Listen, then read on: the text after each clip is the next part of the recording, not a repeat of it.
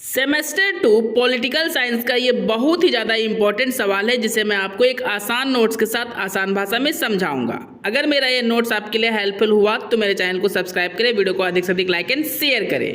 Question है दोस्तों, भारत के सर्वोच्च न्यायालय की शक्तियों एवं कार्यों की विवेचना करें।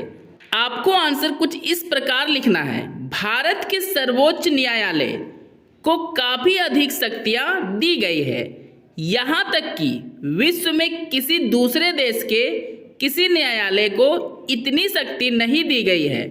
जिसका सीधा सा मतलब है दोस्तों, अगर आसान भाषा में समझा जाए तो दुनिया के अलग अलग देशों के न्यायालय में जितनी शक्ति दी गई है उससे कहीं अधिक शक्ति भारत के न्यायालय को दी गई है।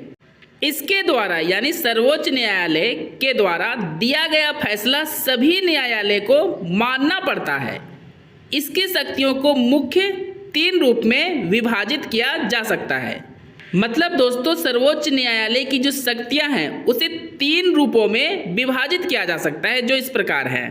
पहला है प्रारंभिक क्षेत्राधिकार, दूसरा है अपीलीय क्षेत्राधिकार और तीसरा है दोस्तों परामर्शदर्शी यानी परामर्श देने वाला क्षेत्राधिकार। चलिए इसे डिटेल में डिस्कस करते हैं ताकि सारे पॉइंट्स को अच्छे से क्लियर किया जा सके। पहला पॉइंट है सर्वोच्च न्यायालय के प्रारंभिक यानी आरंभिक क्षेत्राधिकार।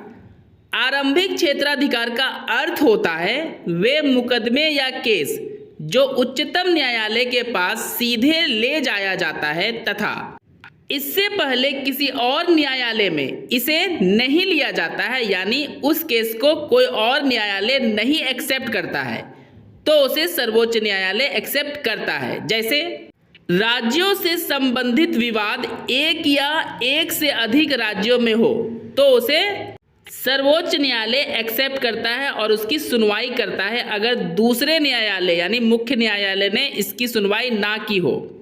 नेक्स्ट पॉइंट है दोस्तों मौलिक अधिकारों से संबंधित विवाद। अनुच्छेद 32 के तहत सर्वोच्च न्यायालय को नागरिकों के मौलिक अधिकार यानी अधिकारों की रक्षा करने के लिए शक्ति प्रदान की गई है। यानी अगर आपके मौलिक अधिकारों का कोई हनन करता है तो आप सर्वोच्च न्यायालय में उसके खिलाफ केस कर सकते हैं और आपको न्याय सर्वोच्च न्यायालय अवश्य देगा। दूसरा पॉइंट है अपीलीय क्षेत्राधिकार। सर्वोच्च न्यायालय का फैसला अंतिम फैसला होता है, यानी सर्वोच्च न्यायालय ने अगर फैसला सुना दिया तो फिर वह अंतिम फैसला माना जाएगा। उसके बाद हम लोग किसी न्यायालय में सर्वोच्च न्यायालय के द्वारा दिए गए फैसले को दूसरे न्यायालय में नहीं ले जा सकते हैं। यह न्यायालय भारत का सबसे बड़ा अंतिम अपीलीय न्यायालय है। जैसे संवैधानिक अपीलें सर्वोच्च न्यायालय में की जाती है, दीवानी अपीलें, फौजदारी अपीलें, विशेष अपीलें, ये सारी अपीलें हम सर्वोच्च न्यायालय में ही कर सकते हैं। और अगर इस न्यायालय ने फैसला कर दिया तो फिर हम लोग दूसरे न्यायालय में नहीं जा सकते हैं। तीसरा पॉइंट है परामर्श संबंधी क्षेत्राधिकार। यदि राष्ट्रपति चाहे तो किसी भी संवैधानिक या कानूनी प्रश्न पर उच्चतम न्यायालय से सलाह ले सकता है, लेकिन राष्ट्रपति उच्चतम न्यायालय के ही सलाह मानने से बाध्य नहीं है।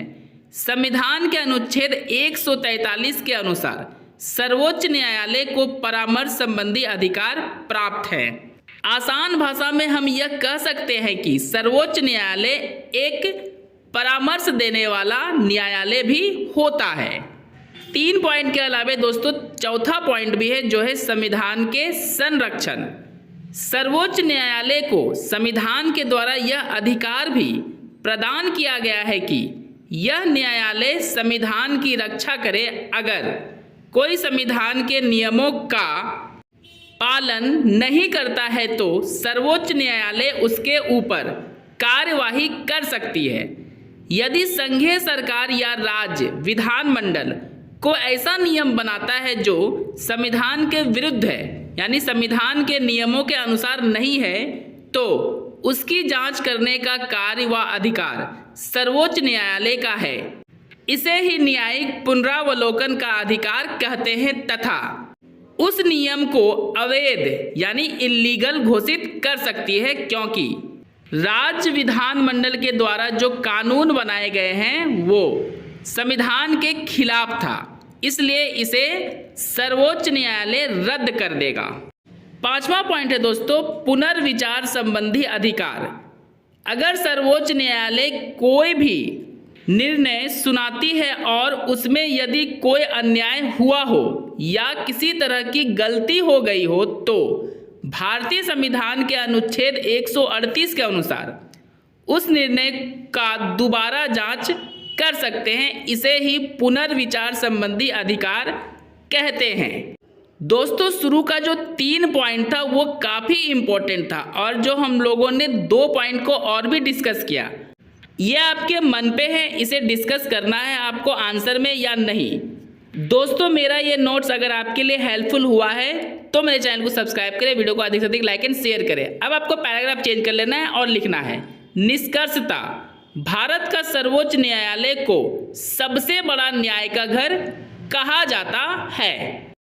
इसका निर्णय यानी सर्वोच्च न्यायालय का निर्णय अंतिम निर्णय होता है, परंतु फिर भी अगर फैसला करने में कोई भी गलती होती है तो उसका दोबारा जांच करने का प्रावधान यानी नियम भी है। इस न्यायालय की सबसे बड़ी खासियत है कि यह देश के संविधान व देश के नागरिकों के मौलिक अधिकार का संरक्षक यानी रक्षक होता है।